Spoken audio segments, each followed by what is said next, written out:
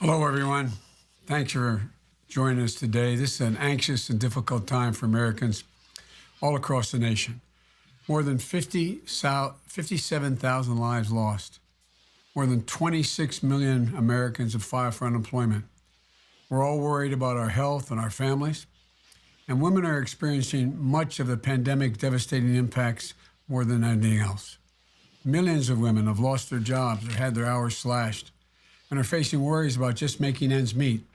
And millions more of women are on the front lines as healthcare workers, doctors, nurses, sanitation workers, childcare workers, grocery store clerks, workers, and more are carrying on their backs the rest of the nation. Domestic violence survivors are at a heightened risk, forced to shelter in place with their abusers. Women's access to reproductive health care is increasingly in jeopardy. And while this virus can hit anyone, anywhere, regardless of race, gender, economic status, or level of power, it doesn't impact every community equally. It hits hardest those who are most vulnerable and who have the fewest resources, including women of color and low-income women. This pandemic is pulling back the curtain on so many inequities in our society. The lack of paid sick leave for workers, the need for a livable minimum wage, the need for stronger unemployment insurance. We're going to dig into all of these issues and more in today's discussion, and I'm really thrilled to have my friend, the former senator and former Secretary of State, and the woman who should be President of the United States right now, Hillary Clinton. Welcome, Hillary. It's great to have you here. Thank you so much, Joe. It's a real pleasure to be here with you and to be part of this very important discussion. And I am thrilled to be part of your campaign to not only endorse you, but to help highlight a lot of the issues that are at stake in this presidential election. As you just so rightly said, this terrible pandemic that we're all going through hits a lot of Americans much harder than others. We've seen it firsthand in hospitalizations and in, unfortunately, fatalities. But we've also seen it when we look at the pictures of those people on the front lines. You know, 80% of all healthcare workers in America are women. And 1 out of 3 jobs held by women in our country has been classified as essential. So this is an issue that affects all of us, young and old, every kind of background from every walk of life. But it is having a disproportionate impact on the front lines, on women working, on women caring for others, on women holding down the home as we go through this together. So I want to add my voice to the many who have endorsed you to be our president. Just think of what a difference it would make right now if we had a president who not only listened to the science, put facts over fiction, but brought us together, showed the kind of compassion and caring that we need from our president, and which Joe Biden has been exemplifying throughout his entire life. Think of what it would mean if we had a real president, not just somebody who plays one on TV, but somebody who gets up every morning worried about the people that he's responsible for leading during this crisis. Well, I know what a difference it would make because I've been there. I've seen firsthand what presidents can and should do. And I, like so many Americans, really wish that we had that kind of leadership now. You know, Joe Biden has been preparing for this moment his entire life. I've been privileged to work with him over the last 25 plus years as First Lady, then for 8 years in the Senate, where I watched him build coalitions and work to bring people together to solve problems. Then during the Obama administration, when I was privileged to be Secretary of State. I've been in the Situation Room with Joe as we debated. And you know, where we didn't say what we thought people wanted to hear. We said what we believed. And we had a president then with President Obama who encouraged that. Think of it, who wanted to hear from each and every one of us. I've been in the lobby of the Senate. I've been in the cloakroom, and I've watched Joe bring people together. So for me, this is a moment that we need a leader, a president like Joe Biden. I also know a lot about Joe, the person. I've seen him up close and personal now for many years. We have a lot of the same values in common, the same work ethic, the same belief in America, the same focus on family. And we share a common experience and a love of Scranton, Pennsylvania. When my great-grandparents came from England and Wales, they ended up in Scranton. And my grandfather and then my father grew up in a house on Diamond Avenue. And while the Rodhams were living on Diamond Avenue, the Bidens were over on North Washington Street. And, I've had a lot of time to visit Scranton, talk about Scranton with Joe. And one memorable occasion, we were there together, and he said, hey, let's go see the house that I lived in when I was a little boy. And if you know Joe Biden, the words were out of his mouth, and we were racing to get there. And of course, we got there, and he talked his way in. It wasn't hard because the woman who was at home immediately recognized him and knew him. And then we went through the house with Joe regaling me with these great stories about his dad, Joe Sr., and his mom, Jean, and the neighborhood. He was pointing out the window, telling me who lived where when he was growing up. He told me one story that I loved. He said he was getting ready to go to a junior high school dance, and he didn't have any cufflinks. And so his very creative mother, Jean, got him a nut and bolt and made a pair of cufflinks for him. But I think he said he was mortified by that, and he told her that, and she just looked at him and she said, Joey, if somebody says something to you about your cufflinks, you just say, what? You don't have a pair like that? It was that kind of love of family, that unconditional support that led Joe to be the extraordinary family member and father that he's been through all the tragedy that so many of us have followed from afar, but know how deeply he connects with people who have similarly suffered a tragedy. When I was Secretary of State and Joe was Vice President, we had a standing date for breakfast on every Tuesday. And I'd go over to the Vice President's house, and we'd sit down and we'd kind of talk about the world. We'd talk about what was going on, what the challenges facing us were, what was coming up in the White House, what the next meeting in the Situation Room was going to be. But we also talked about our families, and we talked about his love of trains and his love of ice cream, which, knows no bounds as far as I can tell. So I've been not only a colleague of Joe Biden's, I've been a friend. And I can tell you that I wish he were president right now, but I can't wait until he is, if all of us do our part. To support the kind of person that we want back in the White House, to end the kind of disregard of not only American values, but American institutions, the rule of law, and so much else that is at stake because of the current occupant. So I'm thrilled to be here with Joe from my home and his home during the very crazy, scary times that we find ourselves in, to support his candidacy and to talk about this really significant issue about women during this time of COVID-19 and how we need to learn from what is happening. This crisis has stripped bare for everybody to see the inequities in our healthcare system, in our economic system.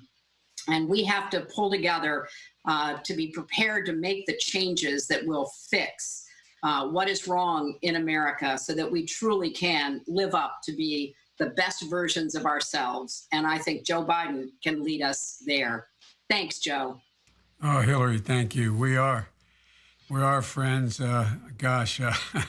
And we both have, that famous quote by Joyce, when I die, Dublin will be written on my heart. I think when we die, Scranton will be written on our hearts. And it was, I really appreciate your friendship. And just a wonderful personal endorsement. Look, women, as you know better than I do, are facing the same issues we all are facing during this pandemic. But as I said at the beginning, they're often facing them more acutely. As you pointed out, 80% of the healthcare workers are women, a lot of doctors, but a lot more nurses, millions of women who have lost their jobs through no fault of their own. Even more have had their hours slashed, and many women who are parents have to worry about more than losing their job. They aren't just overwhelming numbers or aggregate statistics. Everyone is a life thrown into uncertainty and a family unable to make ends meet. Congress gave President Trump the tools, former senator and former payroll in the CARES Act, how they could help, but he hasn't fully used them. President Trump, in my view, should be expanding short-term compensation programs for workers. Rather than laying off people, businesses should be reducing their hours and government will make up the difference in the pay. That will keep workers' paychecks whole and ensure the distressed businesses don't lose money. And we also have to do more to help the most vulnerable families who are struggling. And I think we should immediately freeze rent for qualifying individuals, halt foreclosures and evictions as people get back on their feet, increase the SNAP program. This guy wanted to keep cutting SNAP. We should increase it by 15% during this deepening recession, and temporarily provide low-income families with about $100 per month extra in nutritional support. So my question to you is, Hillary, what other things should we be talking about, thinking about, to support the millions of women who've lost their jobs and as a result of this crisis? What else? I mean, you've been way ahead on these issues for a long time. What else do you think we should be talking about? Well, first, Joe, I endorse everything you said. And it really does trouble me that the president has not been willing to do everything you just listed. And in fact, his administration was poised to take action that would make life harder. One of the problems that I am incredibly worried about is our food supply and getting enough nutritious food to people. We already have a problem in our country, even before this pandemic, of making sure that people in every area, in parts of our cities where there are food deserts, in rural areas where there's not a steady supply of nutritious food, the schools having to close down, meaning that there was not going to be a school lunch and school breakfast program. So I really applaud everybody who has been working on that and has been filling in the gaps. But our country as a whole has to make a real commitment to ensuring that in this time period, with the incredible economic pressures people are facing, plus the problems that exist in making sure every part of the country has adequate food supply, that we're going to be there. We're going to be there for everybody, for every mom who worries about what she's going to feed her kids, for every grandmother who's trying to take care of, a sick or elderly spouse and needs good nutrition, for everybody who is out there on the front lines, either at home or outside. So food has to be at the top of the list. Secondly, as you rightly point out, we know that once again, big surprise, too much of the money that was in these recovery acts have gone to the wrong people. They've ended up in the hands of public corporations or other well-off entities and individuals. That is just shameful. And so whatever happens going forward, we need to fix that. Money needs to get to those small businesses and into the hands of employees. And I share your belief that we should have tried to keep people employed, making sure that rather than being laid off or furloughed, that they could keep being paid and be on that payroll, so that when time does come to reopen in different parts of the country on a rolling basis, they'd be ready to go. But that's not what we did. And now we know that even this latest tranche of money, the SBA is, failing at getting it into the hands of the people who need it. And a lot of state unemployment systems are woefully behind the time. They don't have the technology. They don't have the manpower to be able to get people answers as soon as possible. And too many people are being left out of even that program. So we need to fill in the blanks. We need to streamline the process. We need to get money into people's hands. We need to make sure that nutritional needs are met. For goodness sakes, don't cut back the SNAP program, which for those watching who may not know, used to be called food stamps, but it is supplemental nutrition assistance for people. And right now we need that. And we need to make sure that everybody who needs a good, nutritious meal can get it. And again, I want to do a big shout out to all of the charities, all of the localities that are trying to fill that gap. But it should be helped and supported by the federal government. And I want to say one other thing too, which is, as you've been pointing out in your podcasts and your town halls and other technological encounters with voters, which I know must be killing you, Joe Biden, one of the best retail politicians there is, and you're sitting in your house doing this, but that's what we've got to do. We still don't understand what the federal government is going to do to help states and localities be able to do the testing that they need, the tracking that they need, and the isolating that they need to be able to safely open up in the days and weeks ahead. So we've got economic problems facing us that are being, in my view, inadequately addressed by this administration. And then we have the incoherent, really impossibly indifferent, insensitive approach that we've seen every day on our TVs from the administration when it comes to getting us back healthy so that we can actually get the economy open and get back to work again. Hillary, it's amazing. When we used to have those breakfasts once a week, and we talked about a lot of things. And one of the things we did talk about is the beyond foreign policy and family and all the things we talked about was about how, government mattered and there had to be oversight. There had to be transparency. And so the interesting thing that really bothers me, what this president did, when they passed the CARES Act, there's a lot of good things in it. He essentially eliminated the inspector general. There's virtually no transparency. We should know exactly where every single dollar went. Even some of the big corporations who got money said, whoa, wait a minute. I didn't know I wasn't supposed to get it. Some have given it back, $10, $15 million to getting when they're billion-dollar corporations. And so you see that happening. But, the idea of not having transparency, knowing exactly where the money went so people can judge whether it's consistent with what the Congress passed is a big deal. The second thing is, you saw that Chuck and Nancy, the minority leader and the speaker on the Democratic side, tried very hard to get money in for state and local governments. Remember how we did that during the Recovery Act? Because what was happening? It saved the jobs of thousands and thousands of teachers, police officers, firefighters, sanitation workers, all those folks, because as you know better than anybody, the states have to have balanced budgets. The cities have to have balanced budgets. They can't go into deficit spending. And they weren't able to get that done. And so I completely agree with you. And while we needed to do all we can to help women and families get through this crisis, when we get to the other side, it seems to me, and you referenced this when you first spoke, we can't just build back to where we were before. We have to build a much more inclusive, much more equitable middle class and an economy that everybody gets a fair shot at. And we have to increase the minimum wage.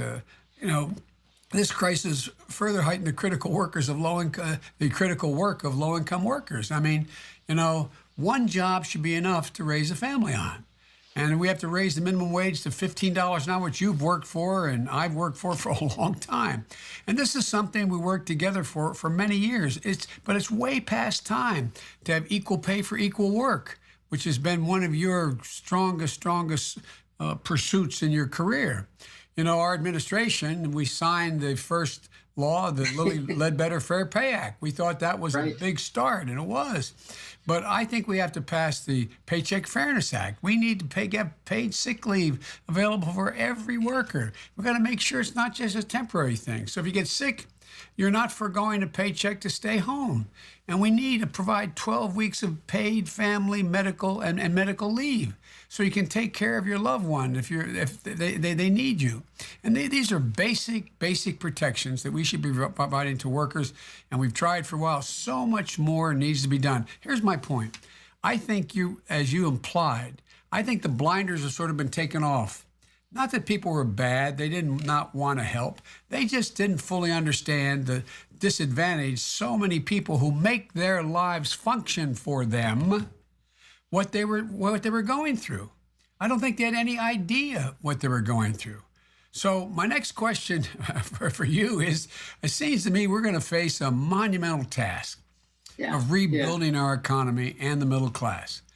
And how do you think, I think we're on the same page, but I want the folks to hear, how do you think, how would you recommend we start to, take advantage of, I always say, and my staff is tired of hearing me saying it, that, we're one of the few nations that when we're faced with a gigantic crisis, we embrace it, we fix it. A lot of people hurt, and all those lost lives are never going to come back, and there's going to be a hole in the hearts of millions of families out there. But, we always come back, and we come back stronger. We come back stronger, and we end up in a better place than before it all happened. So what do you think we should be focusing on? And are you as optimistic as I am we can do this? I am. And I agree with you, Joe, that I think out of this terrible tragedy of the pandemic and the loss of life and loss of income and everything we're suffering through, this is a moment of reckoning. That really we are challenged. Are we going to build back stronger? Are we going to build on our foundation, the kind of America that you and I would like to see for our children and our grandchildren? And that's really what's going to be on the ballot in this election. When it all is stripped away, what kind of America are people going to be voting for? And just to echo what you pointed out, number one, on transparency. One of the things that I tried to do in the State Department was to create a visualization of where foreign aid went. Yep. Because so many people thought we were, giving foreign aid in huge amounts to all kinds of weird stuff. And indeed, we could justify where it went. For example, going after the AIDS crisis in Africa. Not only the right thing to do, but a smart thing, because trying to control a different kind of pandemic was good for the United States and the rest of the world. So I think that part of the remedy here has to be almost radical transparency about where the money goes, because right now, you're right. There were good things in the two pieces of legislation that were signed into law, but there's a lot of weird stuff in there that people need to see, and they need to understand, where is the money going? Let's follow the money. And I think one of the hallmarks of your presidency can be a commitment to the kind of transparency that will hopefully begin to rebuild trust, because trust is the glue that holds a democracy together. And right now, we are in an age of deliberate disinformation. And the reason for that is to destroy trust. If you can't believe what your leaders say, if you can't believe, or you're told not to believe, what the press says, if you can't believe what anybody says, then you can't trust each other enough to solve the problems that we jointly face. So I am hugely supportive of increasing both transparency and accountability. And then on all of the various issues that you addressed, hopefully the time is now. We've been working for equal pay for equal work, the Paycheck Fairness Act, which I sponsored, you sponsored, voted for whenever we got a chance, but always ran into a brick wall of opposition. Well, now all of a sudden, those essential jobs that people are doing, we used to just walk by that woman stocking that grocery shelf. We didn't pay attention to the sanitation worker that was picking up our garbage. Well, all of a sudden, you know what? Those jobs are what's keeping us going. And the Paycheck Fairness Act should be enacted. Also, paid leave. We are way overdue. We are so far behind the rest of the world, and it's shameful. The idea that a lot of people before this pandemic got really full blown were worried that they couldn't take time off, even if they were feeling sick or somebody in their house was sick, because they would lose their job. Yep. That is not only disgraceful, it is so outdated. It is anachronistic, and that has got to be fixed. There's a lot of things that will give more support, more security to working families, and we need to join the rest of the developed world to make sure that we actually deliver on that. And the final point, which you also were alluding to, is we got to make government work in visible ways for people, because right now I'm thrilled to see that, frankly, governors of both parties who have grabbed hold of this pandemic, made the tough decisions, shut down their economies, have been listening to the scientists. They're actually getting really high marks from across the political spectrum, because they are leaders who are problem solvers. They are humble enough to know they don't possibly have all the answers, but they want to listen to the people who can help them try to find them. So that kind of leadership may be back in vogue. We've gone through a period where I think some people might have forgotten that it really does matter who your mayor is, who your governor is, and yes, who your president is. So rebuilding that belief in governing as a way of delivering for people and making their lives a little easier, a little better, a little safer, a little healthier. All of that, I think now we have a chance to have many more people paying attention and listening than we did before. And that's why I think you are exactly the right person at the right time with your background and your values and your compassion to be able to make that case. Well, you're very generous, but there's so many things I'd like to continue to talk to you about. We're supposed to take questions from the audience, but as usual, it's like one of our breakfasts. But look, one of the things that I keep saying, and I really mean it, I think this crisis has allowed decent people who haven't focused before to realize that when the store clerk is making enough money to take care of their family, the wealthy guy down the street's better off. Everybody's better off. When you have a system where the people who you rely on the most are in a position to be able to do their job and do it and live a decent life, that raises your standard. This notion is outmoded that somehow if people who are struggling get help, it's going to drain resources from others. It's the opposite happens. The Amen. Opposite happens. When you raise salaries, all salaries go up. Everybody does better. And by the way, corporate America is doing fine without having to worry about what's going to happen here. I mean, these guys and women, we've gotten kind of out of whack the way we measure things. But everybody does better when we treat people and economically fairly and give them opportunities. Look, I know I'm tempted to ask you another question, but look, we have to take a few questions, and Michelle Kwan is going to read some questions to us that were submitted. And Michelle, welcome, and thank you for all your involvement throughout this effort for both Hillary and before and me. So Michelle, fire away. All right, thank you so much, Vice President Biden. Our first question comes from Tiffany in Connecticut. She asked, there are a lot of women who are in abusive relationships and are now stuck at home with their abusers. What are ways how women being abused can get help and know that they have a safe place to go? Well, thanks, Michelle. And I'm so glad Tiffany is asking that question. Violence against women is a huge problem, and especially right now. And Hillary and I have worked very hard on trying to end violence against women, wrote that legislation, and it's been one of the leading causes of my life. I've met thousands of domestic violence victims for real, trying to get the law passed and finally getting it passed and working beyond that. And it's heartbreaking to know the suffering they have experienced and are experiencing. But I also know how much courage they have. Our support for victims has to match the courage they show every day. First, I want victims to know they are not alone. The National Domestic Violence Hotline is there for them. It might be hard to make that call when you are essentially trapped in a home because of the stay-in order, the stay-at-home orders that exist. But you can text and you can chat online. So please reach out for help. The hotline can connect you to an emergency shelter. They can help you find a safe place to go. They can provide you to get out of the house safely.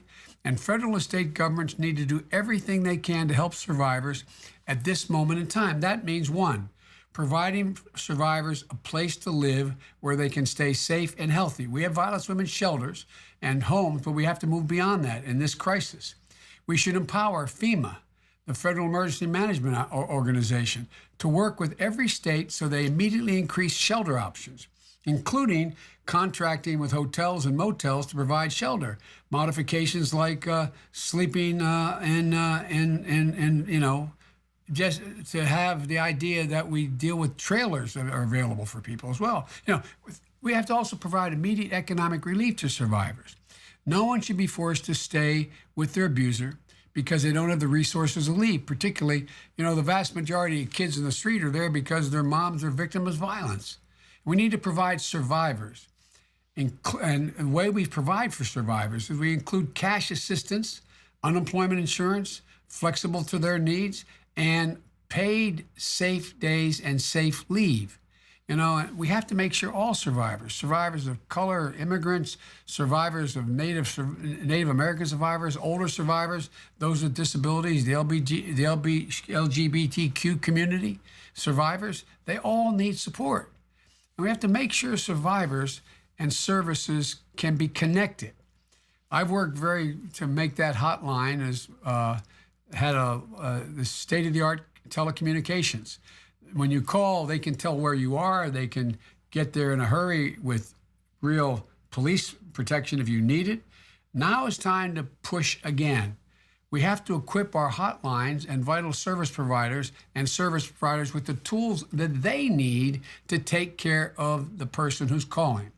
There's a lot more to be said about this topic, and today I've released a proposal on how I'd address the scourge of violence against women during this public health crisis. Go to joebiden.com. And I hope you'll look them over because there's ways out. The worst thing in the world is being a prisoner in your own home. And so many people are right now. Hillary? Well, Joe, yeah, look, I looked at the policy that you're releasing. It is state of the art. I hope everybody watching goes to your website and starts looking and reading your policies. You've got an incredibly progressive, detailed set of policies already on your website. But there's a relation to a point you made earlier, and that is this is an issue, violence against women, domestic violence, that is one of the many, many issues that depend upon state and local resources.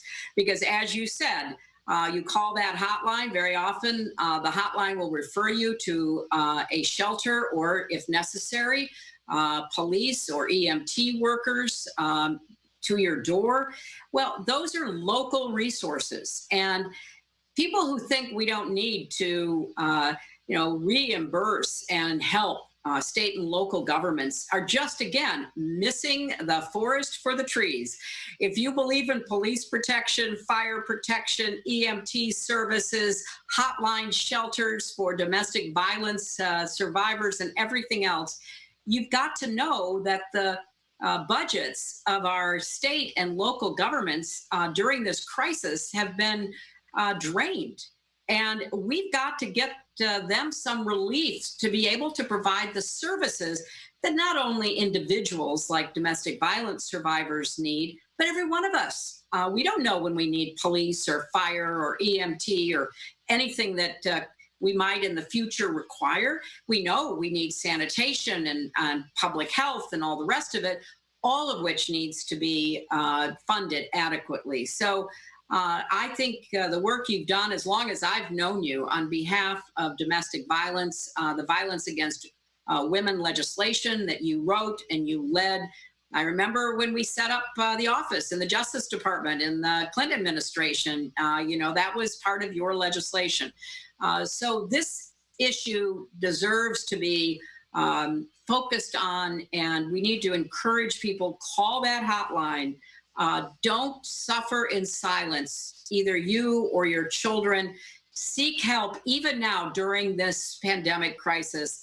And then let's all resolve that we're going to do even better following the outline of the policy that you've put out to make sure that everyone in every home in America can be as safe as they deserve to be. Thank you so much, Secretary Clinton. Our next question comes from Hannah in Indianapolis. As the United States continues to endure the height of the COVID-19 pandemic, what would you do to make sure women, especially poor and marginalized women, have access to all women's healthcare services? Well, Michelle, the first thing I do, and I thank the questioner for that important question, is that I would do for all workers is make sure that COVID-19 treatment, not just testing, is cost-free. People, even when we had the test, which we don't sufficiently, people who have access are worried to go get the test because they're going to be charged. They believe that. So it has to be cost-free and the treatment cost-free. No one should have to pay a dollar out of pocket for that. Now, I've called for that on March the 12th, and it should be part of the next congressional package, I hope. The next thing I would do is help laid-off workers to ensure they could keep their health insurance through COBRA, meaning that if their health insurance is provided by their company, which they pay into, it's really expensive for most families to make up the difference. There's a thing called COBRA. You can keep that insurance. If the company can no longer pay their share, you make up the difference. Well, there have been multiple times more than the existing premium that you should have to pay because your employer is no longer making contributions toward that premium. And so I think the government should make up that difference for people now. And this is a crisis. And Trump and the Congress should pick up the full cost of the COBRA premiums that have to be made up right now, in my view.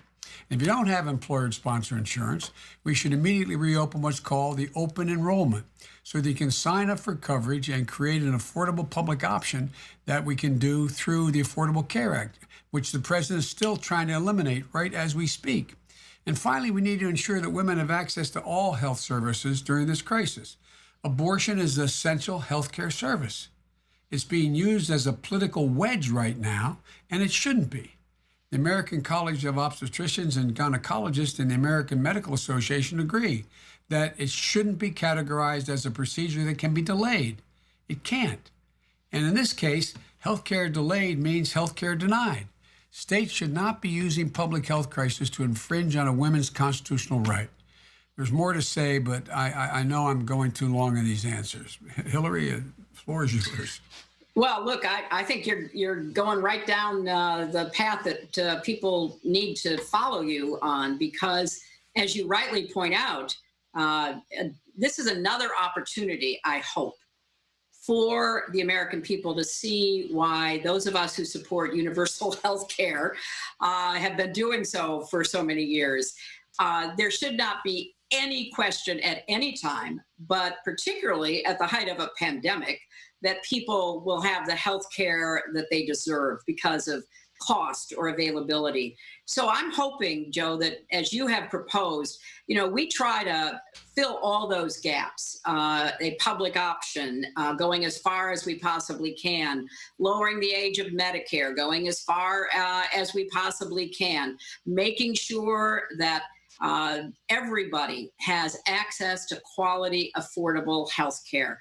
And now we know why. I mean, you can't hide from a virus. We can try to, stay inside and hope that we don't come in contact with anyone who's carrying it. Although with so many people being asymptomatic, it's a little hard to know, even in your daily life, going to the store or the pharmacy, whether you might encounter somebody, which is why we should keep, wearing masks and washing our hands and everything else we're told to do. But why add to that existing anxiety, the panic, the fear that if you get sick, you won't be able to afford health care? Yeah. That is wrong. It is fundamentally wrong. It is against our moral values, every religious value that I'm aware of. And yet you're 100% right that this administration, this White House, as we speak, are still trying to strip the Affordable Care Act. Now, and let's remember one other thing, and I don't think this has gotten enough attention. President Trump is on the record from his trip to Davos in the Swiss Alps of saying that it was time to go after Social Security and Medicare. So, you know, this is a high stakes time because of the pandemic, but this is also a really high stakes election. And every form of health care should continue to be available, including reproductive health care for every woman in this country.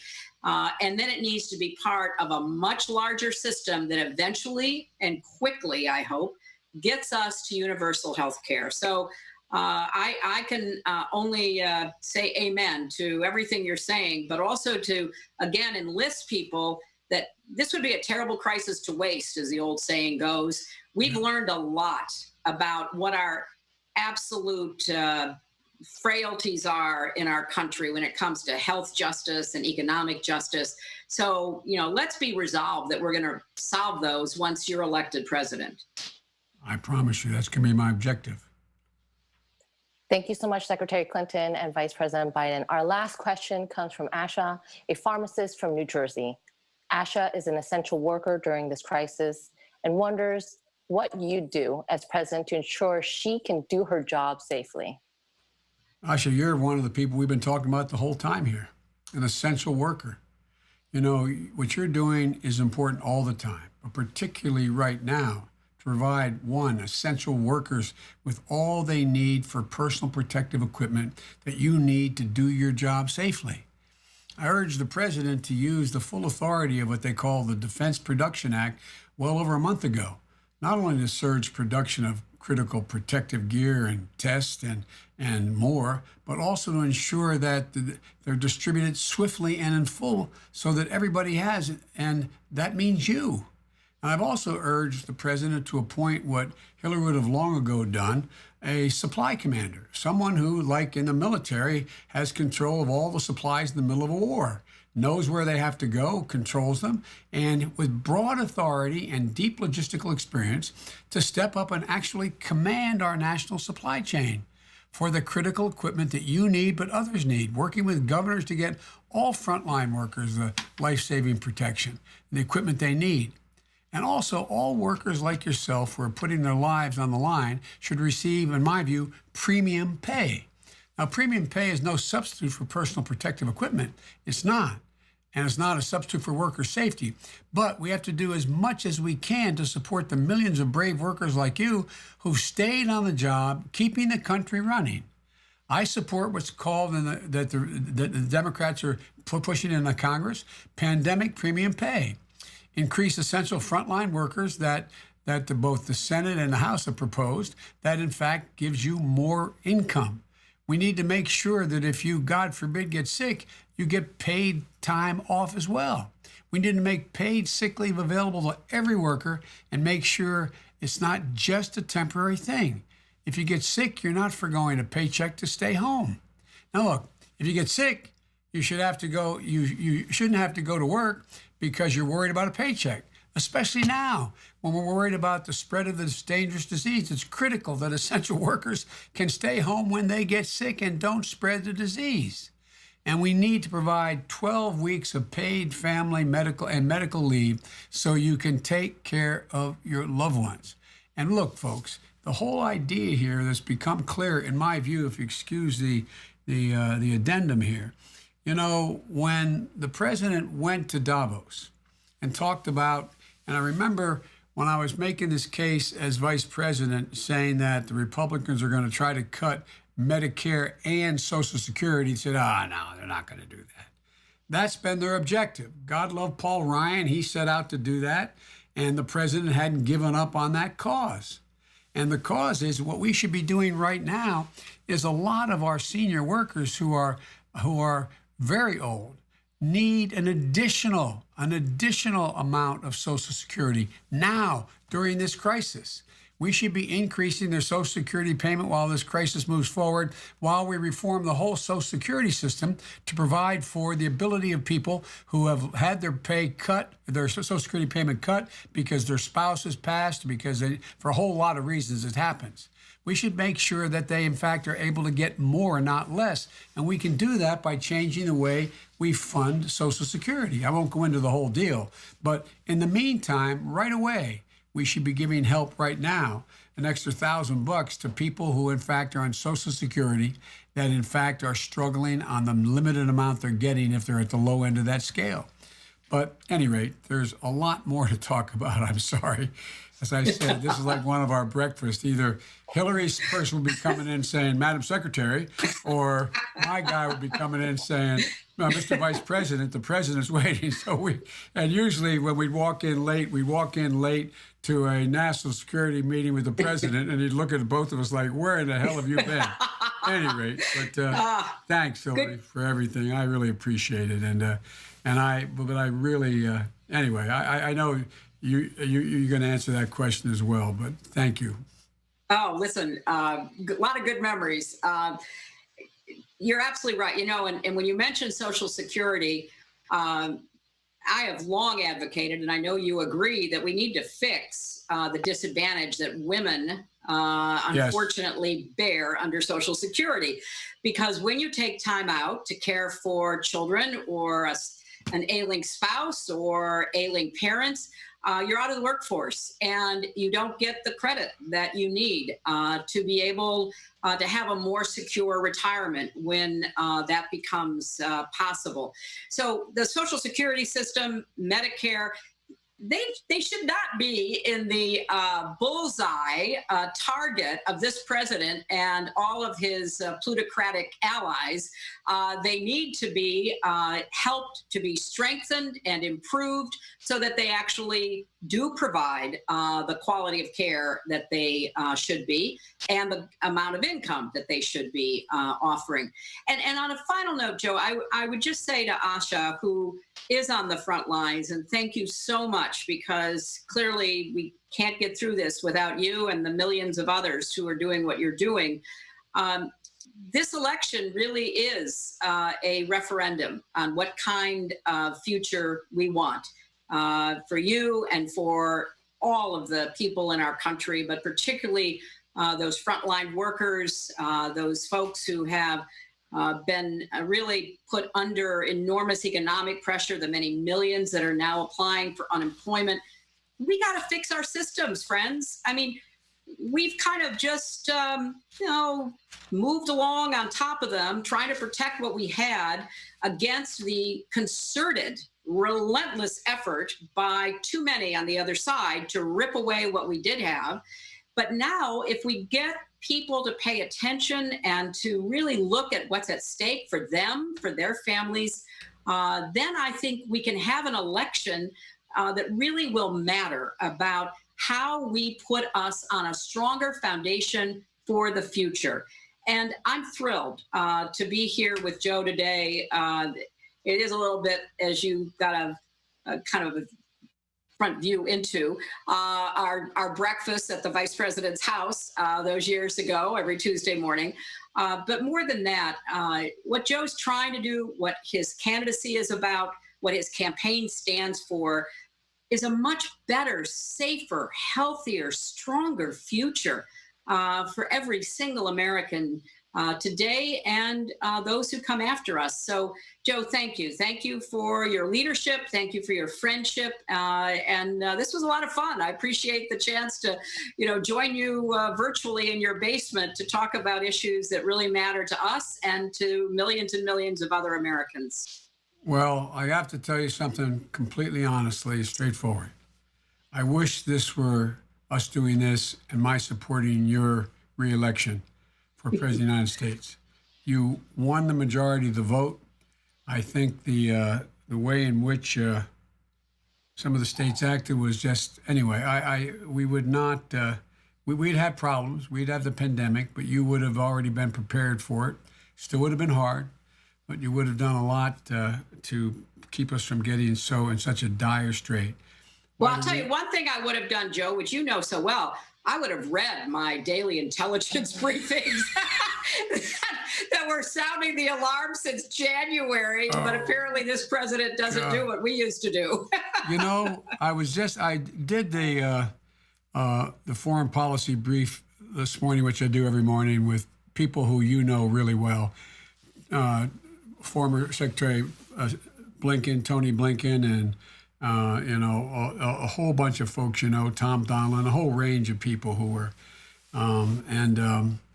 they were reading to me. We were talking about the what happened, that article in the Washington Post, and yesterday, and how many times the president was explicitly, by his national security team, warned of this pandemic, warned about it, saying what had to be done. I think it was close to like 8 or 9 specific times, resulting in some of those folks in the intelligence community either being fired or just going underground. I mean, not being paid attention to it at all. I mean, you and I have had, and you even more than me as the Secretary of State, I sat every single day with the president and got a national security briefing. And when you weren't traveling the world, you were at every one of those. And the idea that we would have been warned more than a half a dozen times explicitly by the Intelligence Committee of what was coming, what had happened, what China wasn't doing, et cetera, and then be out there complimenting what a great job China was doing. It's just beyond, and I assume, I shouldn't assume anything, but my guess is you would have read, that's what you're talking about. The question is, did he just not read what we used to call the PDB? Or did he read it and not care? I presume, to give the more generous view, that he just didn't read it, which is a totally ungenerous view. I mean, but I can't fathom it. And look what it's done to the intelligence community and its sense of whether or not it brings bad news to a president. Anyway, that's a whole other subject maybe we should talk about one day. But look, I want to thank everybody. I want to thank Hillary for joining us in this conversation today. And Hillary, I'm going to keep calling and asking for your advice. The coronavirus is shining a bright light on the equities in our country, and there's so much work to do. But I have no doubt we can meet these challenges brought on by this virus if we work together. The American people have never, not a joke, I know I'm Peter tired of hearing me say this, have never, ever, ever, ever let the country down, given half a chance. They're tough. There's no quit in America.